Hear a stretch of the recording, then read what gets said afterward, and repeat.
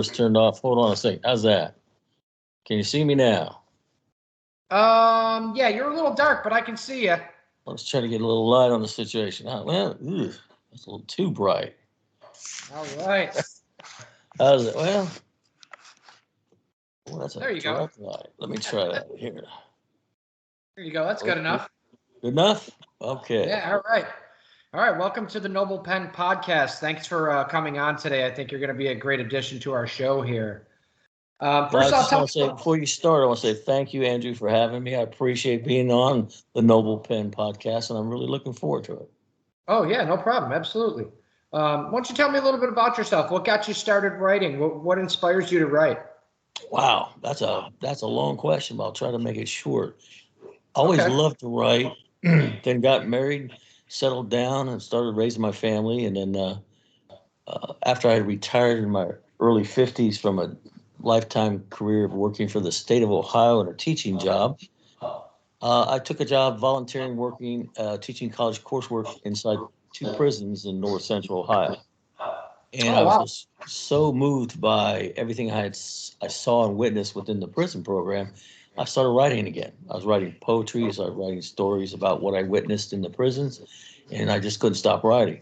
And that was in 2019, and I don't think I've set the pen down since then. And it seems like people really enjoy reading that kind of material, Andrew. So every time I write it seems like somebody wants to publish it, so I just keep pushing it out there. Well, there you go. There you go.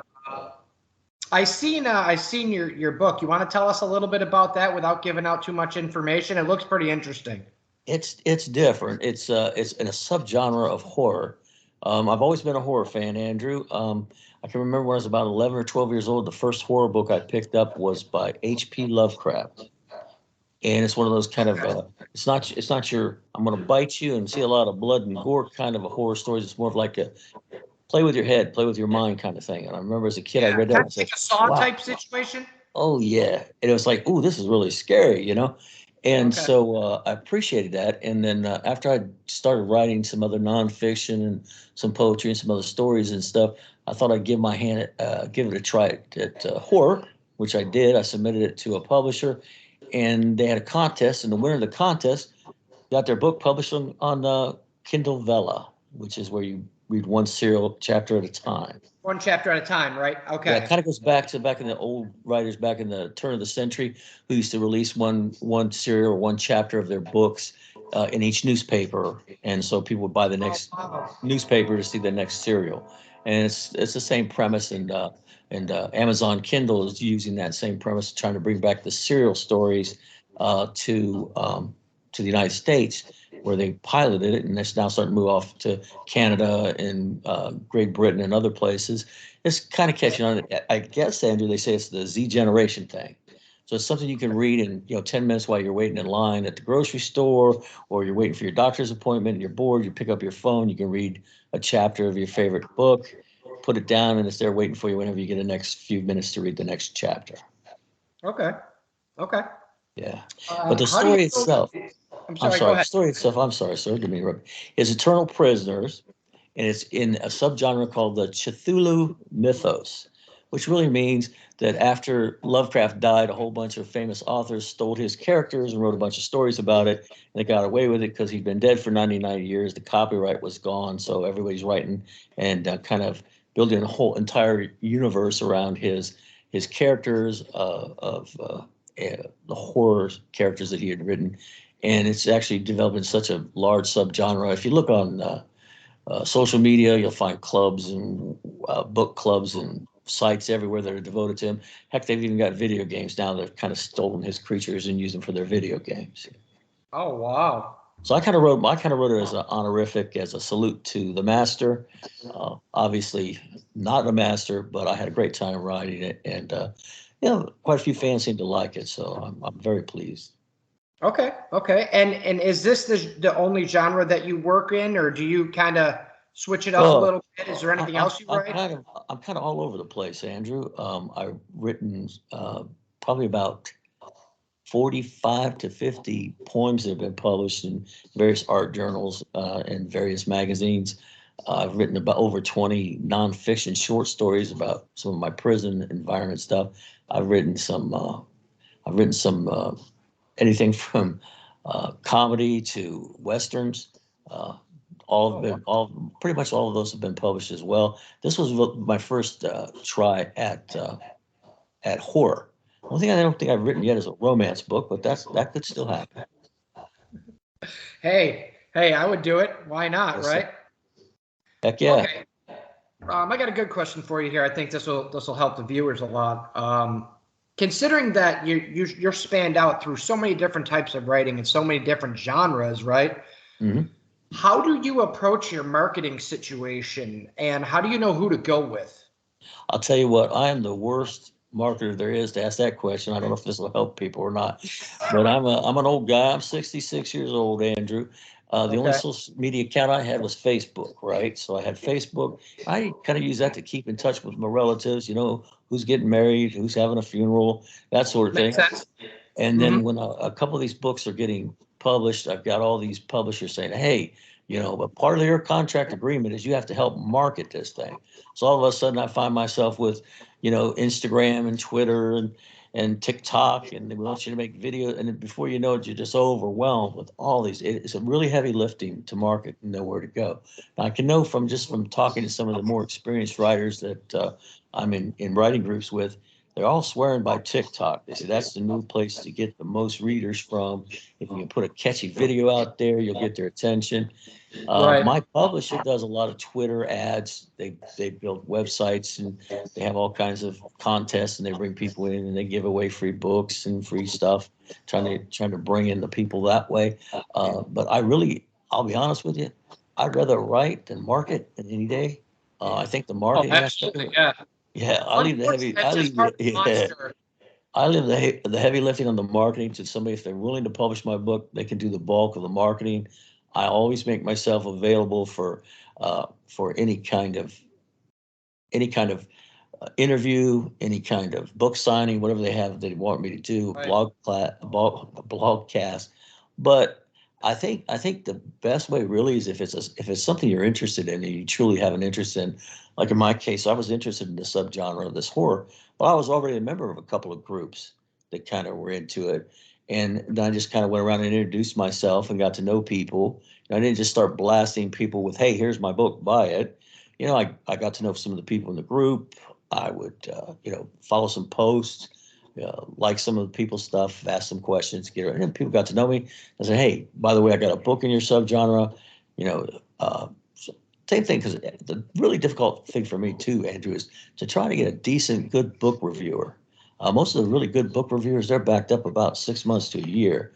So Yeah, unless you that's have, crazy, isn't it? unless you know like 6 months ahead of time when your book's going to be released, it's almost impossible to get on a list of a really good one.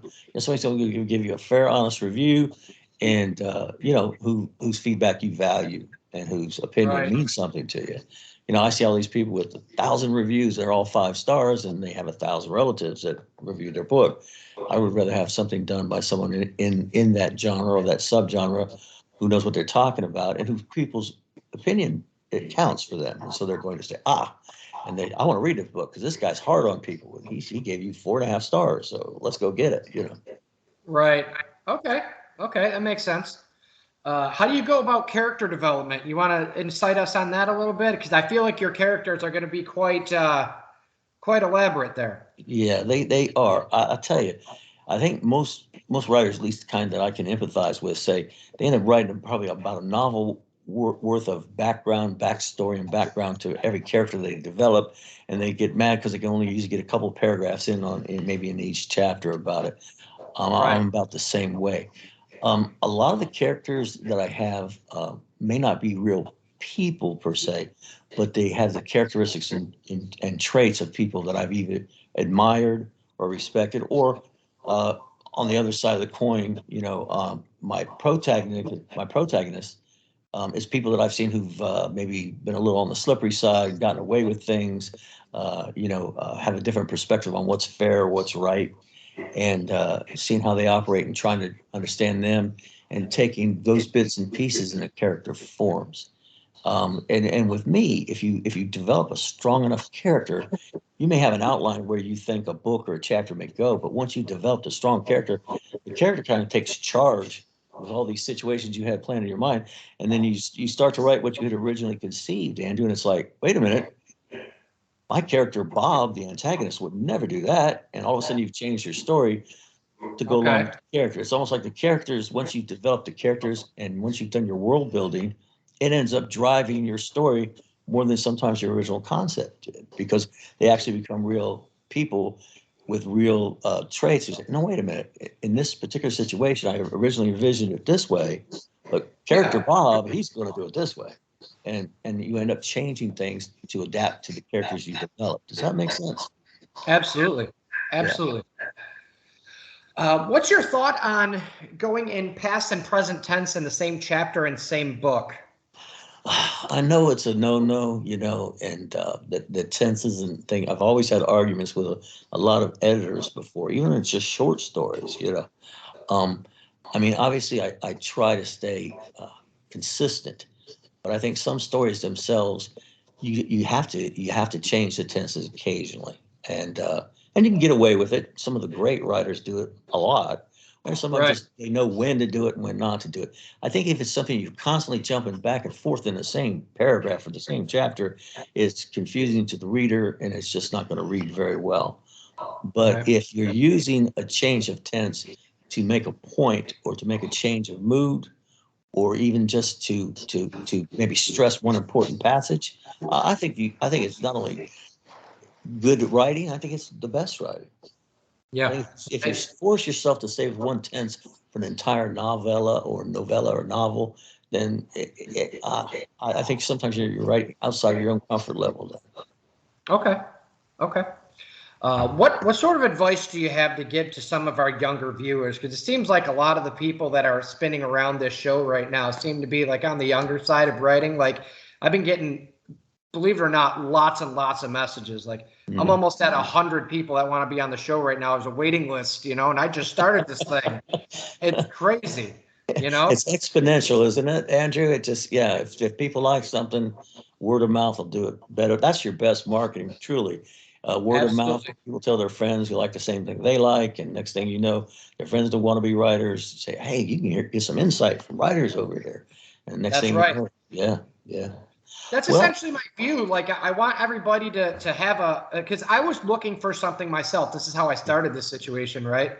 right. Because I just ventured into like a romance type of novel thing, and I wrote like a young adult horror novel called The Town of Witchingtree. Okay, it's about like an old town, like a coven of witches started. This is the book that I wrote is modern day. Now I just transferred over because I want to write something like my mom and my wife would like to read a little more. So I Sure. transferred over into romance slash something else that I can't say right now till it's out. That being said, I was looking for something online like, hey, man, I need to talk to somebody. I need to look up some videos on how to transform this because I find myself going back to that mindset of writing my horror situation. I can't do that in this book. And Right. it's hard to decipher that. So that's why I wanted to ask you, like, what's your view? What type of information do you have to give to the young viewers here? Is there anything you could say to avoid or? If you want to be a writer, I think you have to be a prolific reader too, because I think we all develop our writing style based on not just our impressions of the world, not just our impressions of the people we meet, of the characters that we see and develop. We also learn from reading, and I mean reading all types of genres, which is maybe why I'm all over the page. Now that I'm a member of a couple of writer groups that deal with some of these Vela stories, um, I'm into some romance stories now. I'm reading some serials from every type of horror. Uh, I'm not really a hardcore science fiction person, but I read now and enjoy a lot more science fiction. I've always enjoyed reading some westerns. But the more you read, and the more you just, it's kind of like a sponge. If you're really a writer, you're soaking up all these different styles, all these different ways of phrasing things, all these different ways of characterizing and staging plots. Seeing this is an imperfect and an imperfect antagonist, but this is who I want my main character to be like. Or this is a Superman, unbelievably too good person. Are there any cracks or plates in this guy? And I think once you've experienced those things and read it, then if you are a writer, it'll come out of you. But you kind of learn from the reading. I don't believe you can write till you really read a lot, or you can't write well until you've read a lot. And every time I read a writer, sometimes that can touch me in any way, the genre is important. I mean, like your conundrum you found yourself in. It's the same premise, but now all of a sudden I'm changing. You are and you're not. It's kind of like if you're writing well, it really won't matter what genre it's in. People are going to appreciate it because if your characters are real, doesn't matter if they're real on a station in outer space somewhere or if they're real in your living room. They're still real characters, and it's got a Right. good plot that people can identify with and empathize with. It doesn't matter what all that background noise is. So I think to learn how to really write, it doesn't matter who or what you study, but just read a lot and study a lot on it. And as far as it's easy to get a mentor. I think once you're out there and you put yourself out there, and you're honest. You say, "Hey, I'm the new kid. I'm trying to learn how to do this. Help." I've had so many editors reach out and give me of their time. They would take rough drafts and give me feedback, and they're not getting anything for it. They're not getting the story out of it many times. They just say, "Hey, I like this. I was in your shoes once, and you were polite and humble, and you asked for help." And they're going out of their way to give you extra help and to mentor you and give you feedback. But you've got to be open to that. You can't be so proud that you're not willing to accept uh, criticism, constructive criticism that says, "Hey, have Right. you ever thought about this?" Or, "I really don't like the way you change tenses here. Do you really have to do it that way?" Or, "Are you sure you have the right point of view in this? Wouldn't it be a lot better if you wrote it from this person's point of view?" When as an observer, seeing this action is instead of always from this one person's point of view, it's getting a little tiresome to us as a reader. And if you can get people like that who you expect and who will kind of take you under their wing, mentor you, that's the way to go. I find myself doing it with people all the time, not just in writing, but almost any trade. And writing, don't you think handwriting is like any other art form?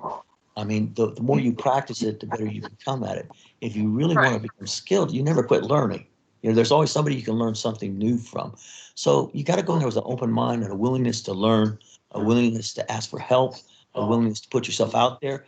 And sometimes you're going to get refused. Sometimes you're going to get denied. Some people may mock at you, but there's always a bunch of nice people out there who are going to reach out and say, "Come here, let me show you this," and they will. And you start learning about these new processes and these new ways of doing things, and then you do your research. You read, you read, and you read, and before you know it, it soaks it in like a sponge, and then out of your toolbox, mental toolbox, here pops this. Oh, here I can do this. You not even know where you're getting it from because you've just seen so many different variants and versions of it. It's almost naturally coming from. Okay. All right. That's a lot of good information for the viewers. I really appreciate how in depth that you went there. That's what we're looking for on the show here. Speaking of research, that you just mentioned research back there a second ago. How do you go about your research, and how do you know like what research to trust and to use for your work? Okay, so like in the case of, well, I'll use my little story, Eternal Prisoners, and I knew I wanted to write something as a salute to Lovecraft, and I had read probably everything that had been written about Lovecraft. There's been a lot of movies based on some of his stories and things, and so what I did was I went and decided, okay, if I'm going to do a story, let me have a list of monsters. Okay, here's a list of the monsters I think it would be conceivable. I'm not going to have my hero, my antagonist, come out and fight an elder god and die right on the spot. But there's some little minor monsters in here that he could face one on one and possibly, beat the odds and triumph against. So I did my research. I developed a monster kit. Here's all the monsters I think, and then as my hero levels up, maybe here's a second level tier of monsters, demons, uh, uh, outer gods, people he might be able to deal with. And then I started listing things like relics and weapons and all sorts of things. And before I know it, I had done all my world building. I had in my mind. Now, all these stories in the past had always been written, Andrew, about the past, like turn of the century kind of stuff. It's all these kind of guys in the turn of the century language and turn of the century outfits, riding around on horses. And I thought, I got to modernize this. If it's going to mean anything to the Z generation or to anybody, we need to bring it. So what I've got is a story where modern Cthulhu chaos worshippers are using the internet to get together. And just simply like what we're doing here, Skype, they're doing Okay. like a Zoom meeting with 100,000 evil witches all getting together to summon up portals. Or they're using other wow. pieces and parts of our technology that we have today to further their cause, just like my heroes have to battle them by using modern technology to defeat them. So if they've got a website where they're doing all this, well then, hey, we have to have a hacker on our team and go in there and bust them out.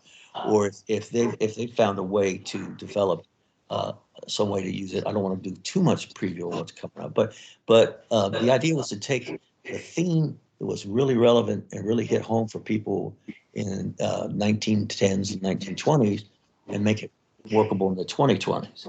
So, and that was really where a lot of my research was around, was the historical stuff, but modernizing it, developing my own monsters, my own hero characters. I took one of the minor characters from one of the small short stories that Lovecraft had written over 100 years ago, and all of a sudden made him my key figure as a spinoff to this group, this team that forms. And so it stayed true to the Cthulhu mythos, because a lot of people would recognize the name of the character. Little things like that mean a lot. For example, the picture on my cover, there's a symbol that stands for Cthulhu. Well, unless you're a diehard fan that goes out there and plays the video games or is part of a club, you wouldn't even know it from Adam. But I took that and put it, tattooed it on the forehead of the creature.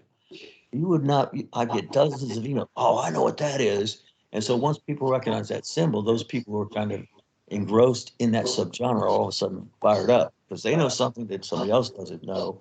And this calls home to them and they feel part of it. Another part I think about Vela that I think is really great is I'm able to put author's notes in each episode. So I can do like coming up next, or hey, for all you insiders who are reading this story, you know, guess what's going to happen? Or give them a little sneak peek or something, so they feel more part of it, more of a group. I have my email out there so people can ask me questions or make comments about what they liked or didn't like, or explain to me what they'd like to see happen. And I even know some authors in there. They actually put it to a vote. They ask their readers, "What do you want to see? Do you want to see this person die, or should this person?" Uh, should this romance, should they go with this guy or that guy, right? And they Right. literally let their readership kind of give them their feedback and maybe not write the book, but it helps shape maybe the direction the book might go. So it's kind of different and unique in that way. Okay. Okay. Have you ever had writer's block? And even if you haven't, because it seems like you have a lot of insight, can you give something to the viewers on how to overcome that? Or do you have any little tips or tricks for them? Yeah, this is a big one that I had to learn the hard way. Um, you can't edit a blank page. And what happens is we say, oh, you start to write something, or you write a few sentences or paragraphs, oh, that's not right. You tear it up. You got to do is force yourself through it, write it out, and just remember you're writing that first rough draft for you. Nobody else is going to see it. And it doesn't have to be perfect to get the concept down on paper. Then you can go. If we waited to only write something that's perfect, we'd never write a word, right? I mean, Right. it's never perfect at first draft. Many times that final draft you see isn't even anything that closely resembles the first draft. But the first draft, you're writing it for yourself. So it can be imperfect. You don't have to worry about typos or past or present tenses or point of view. Just get the main action down on paper, and then you can redo it until you feel it's perfect. Then it's okay to share it with the rest of the world. But I think a lot of people block themselves by thinking, okay, there's nothing here. Or I have several writer friends that will only write linear. Chapter one has to be finished now. Chapter two, this is the next step. Well, that's not the way I think or the way I write. I mean, I may have a plot plotted out for 30 chapters, and all of a sudden I have an inspiration for chapter 18, then I'm going to go in there and write what I can on chapter 18. Maybe I have a block on where to go from chapter 4 to chapter 5. I just can't seem to make that segue. Well, that's okay because I've got all these other thoughts over here about chapter 21. Let's go over here and get that stuff in there. So you're constantly writing and updating the plan. But if you're forcing yourself to think and write linearly, that you have to think subsequence each in order, then you're creating more of a block for yourself because then you put more pressure on yourself to, I'll never get to chapter 4 because I can't find out how to get the guy out of the pit. Don't worry about that. Why don't you talk about, 2 years later when he's out of the pit, how he's going to meet the girl of his dreams, go ahead and start that stuff.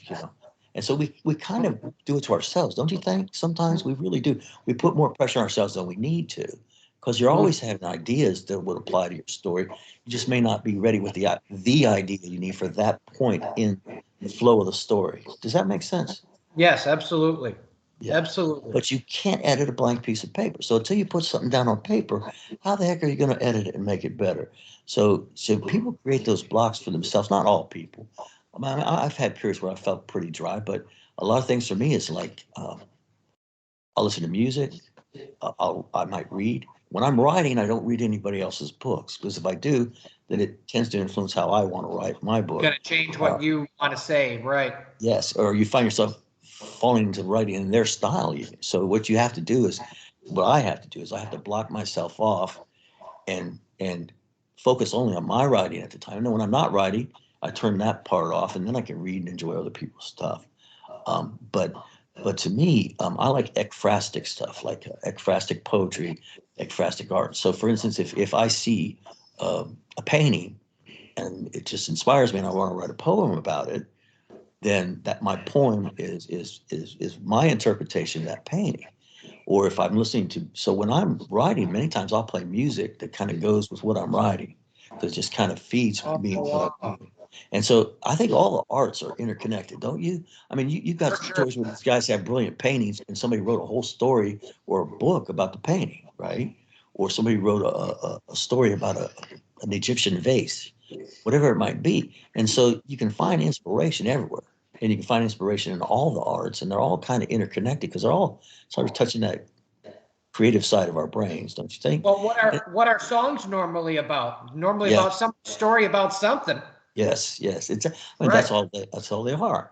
I mean, and they really do have a lot in common with each other. So if you have a block, then maybe what you do is need to listen to some music that has meaning for you. Maybe what you need to do is view some art that speaks to you.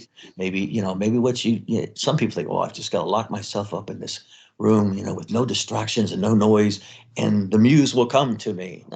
For me, at least, it doesn't work. It doesn't work that way. For me, I have to feel the story, and I have to feel the art. And it's okay to fill out a piece of paper, even if you're going to throw 99% of it away.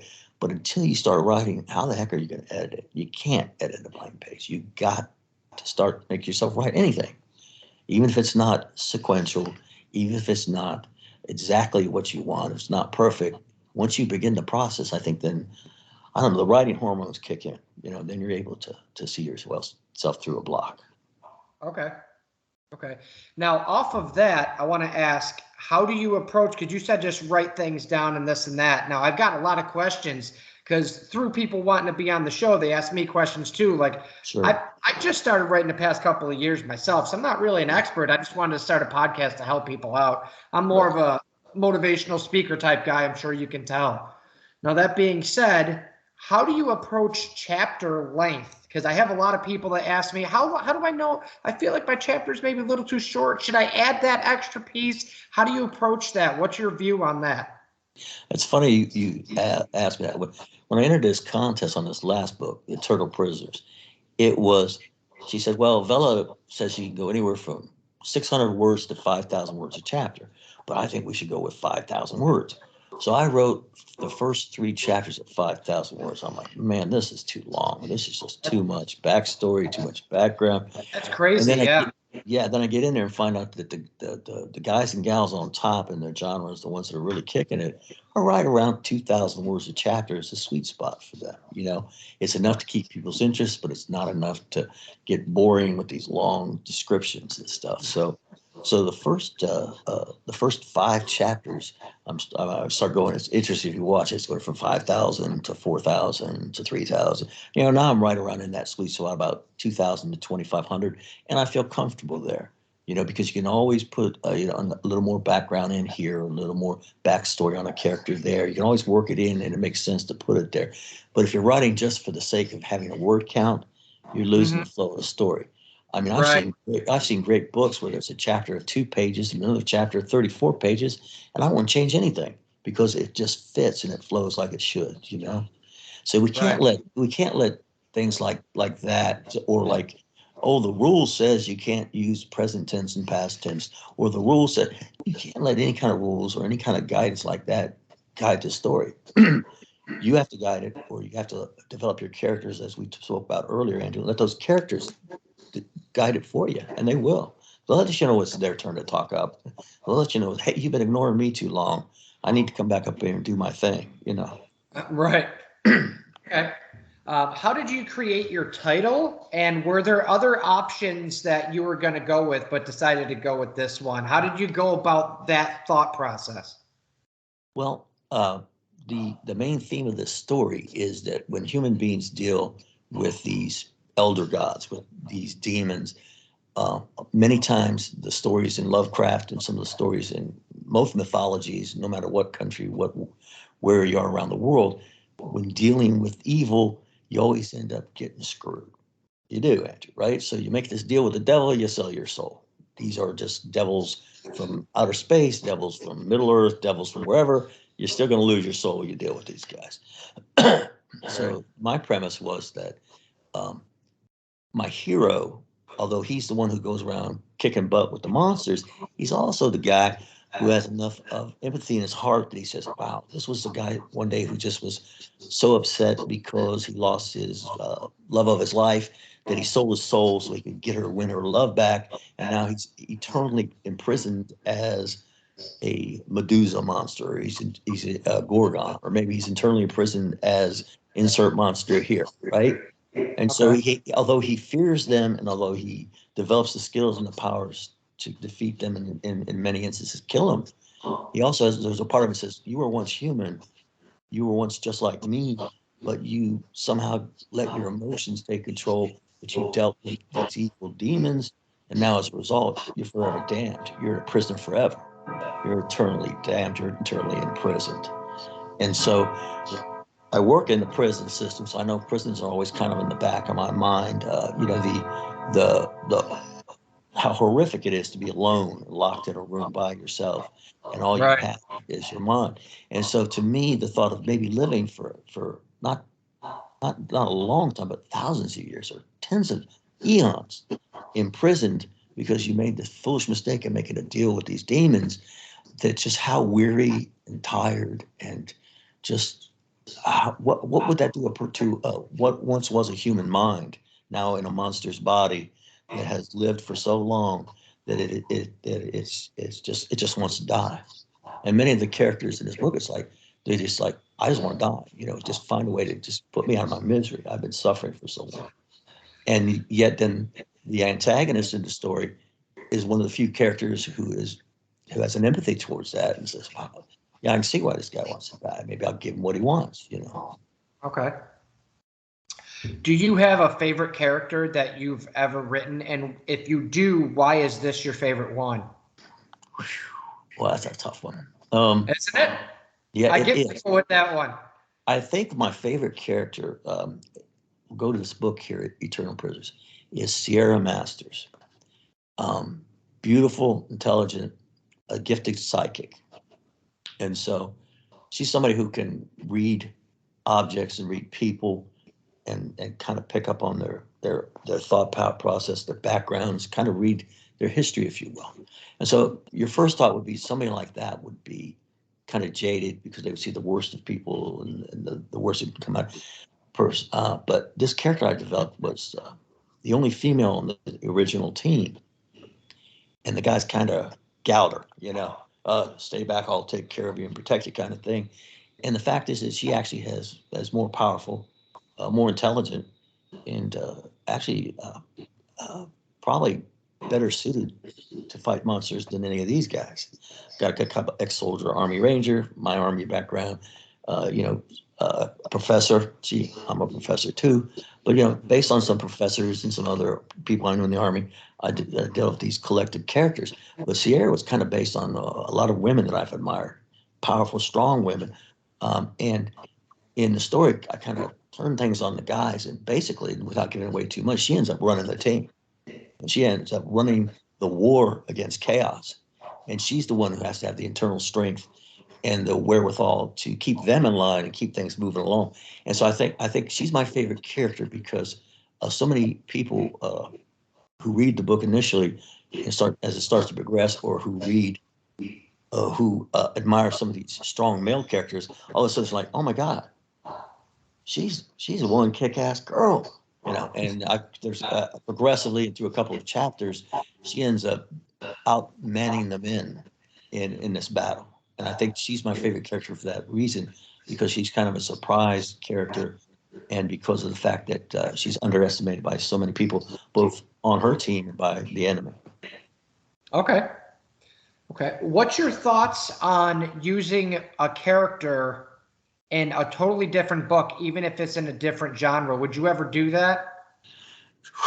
Uh, I don't think I could, because many times the genre for me dictates a lot of the characters' traits, a lot of the characters' backstory and background. For me to write what I believe is a credible character, if that character lived in 1884, I just couldn't write him in 2022, because the characters and the traits was what made that character belong in that genre and in that timeline. And so to kind of Okay. move that character from genre to genre, I mean, I guess there's people that are talented enough to do it, but I wouldn't be one, because, like I said, I expect my characters to move the story, not the stories moving along. I just pop characters in and out of it. Does that make Right. sense? Yeah. That does make sense. Okay. What about the creation of your synopsis? Because it seems like a lot of the people that I've talked to have a problem with doing that, and knowing, not only just making it right, but knowing that you're at the right thing. What points do you look for? Actually, I should say, to say, okay, this is what creates a solid synopsis. You need beta readers. Okay, you've got to have a group of trusted friends that you can run stuff by and say, here, look at this. Be honest. Tell me what you think. People you know are going to tell you the truth, that aren't going to worry about hurting your feelings. The synopsis, I believe, probably is one of the most difficult things, because you're in love with the story. You want to make sure you cover all these wonderful points and put it in there. You know, Yeah. instead of just saying, there's one I wrote about called The Boy with Strange Eyes. It's a novella. And I just wanted to talk all about Cooney and all these things he did, how wonderful he was. And everybody's like, too much information, too much information. Instead of saying, oh, there was a young boy whose parents died. He was an orphan. He was starving to death. The only thing he had left was his grandfather's fishing boat. So he set off to sea to find these mysterious islands to the east. And there was my synopsis. Now, I want to talk about all the wonderful things he did, what happened to him, et cetera, et cetera. You know, I can Right. cover in one or two sentences. You know, this book is about his journey and how that changed him and changed his perspective of the world. But that's all you really need to tell people. You don't need to get into all the wonderful, oh gosh, he learned how to make a samurai sword or whatever it might be in your story. You just put down that basic. And it's hard to let go of that. I think it's easier for a best friend to read my book and write a synopsis than it is for me, because I can't let go of those pieces that I've endeared myself to. I spent 3 months writing this piece. It's got to be in the synopsis. No, it doesn't. You know, it really doesn't. And so it's Okay. hard for you to push that away. So if you could read your own work as if you were reading somebody else's story and then summarize it, it's easy to do. I could read your romance story and summarize it. You could read my horror story and summarize it. Much easier than either one of us could do it for our own stories, because we're just too close to it. And so I think that's why so many others say, oh, it's so hard. It is hard to do, because you've got to let go of the things that you think are important. You just remember to write the things that might interest the reader enough to bring them in to give it a shot. That's a whole different perspective. That's hard to That, let that's go of too. And they're our babies, aren't they, Andrew? I mean, once we've written them and devoted the blood and the tears into them, they're our babies. We're putting our babies out there in the world to see, you know, and so it's very difficult to right. do. That actually just gave me personally a different perspective. Like I said, I don't know everything. That's one of the reasons why I ask these questions, because in the future it'll help my writing as well. So I really appreciate that. Do you have any other information, just anything off of any subject concerning writing that you want to give the viewers before we wrap this up? I would say that if you want to be a writer, and if you in your heart you know you do need to be a writer, then do it, and don't let anybody discourage you from doing it. Yeah, there's mechanics to write. Yeah, there's grammatical stuff. Yes, there's the marketing stuff. Yeah, there's all these other aspects of it that most of us just like we dread even thinking about them.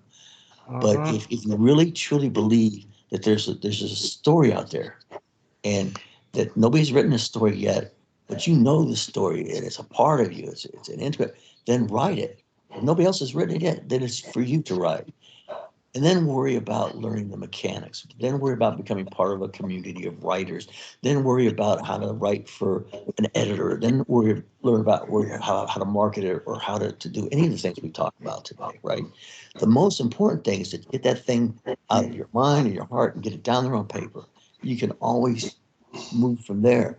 But to deny yourself not to tell that story simply because you don't feel you're prepared yet, or you don't have all the right tools, or you don't have all your ducks in a row, well, that's ridiculous. If we lived our life that way, we would never take any risk or any chances because we'd never be 100% prepared to do anything. You're never 100% prepared to get married. You're never 100% prepared to become a father or a grandfather. You're never 100% prepared to do half the things we do in our lives, your first job, whatever it might be. But you do it anyway. And that's the same thing with writing. It's no different. And the last thing I probably would tell people, Andrew, and I mean it from the heart, writing is a craft.